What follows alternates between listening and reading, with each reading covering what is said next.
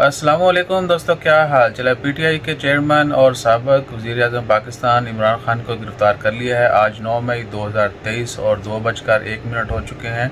मंगल का दिन है। कुछ देर कबल जो है इनको गिरफ़्तार किया गया है और मामला जो है वो किसी दूसरी तरफ जाते नज़र आ रहे हैं। आपको बाकी सीन भी दिखाते हैं।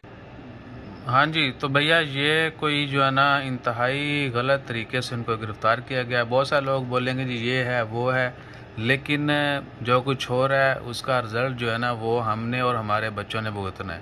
मुझे ईसा इब्राहिम का जो है ना वो फ्यूचर नज़र आ रहा है कि पाकिस्तान में रहते हुए जो है ना हमारे साथ क्या होना है। और जो कुछ हो रहा है वो आप सबको पता है, जो कुछ पहले हुआ वो भी सबको पता है।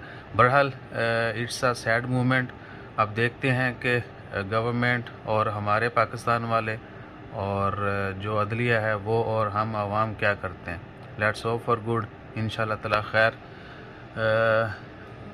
पर्सनली हम बहुत ज़्यादा तो पीटीआई के सपोर्टर नहीं हैं, लेकिन आवर यानी विशेस आर विद देम।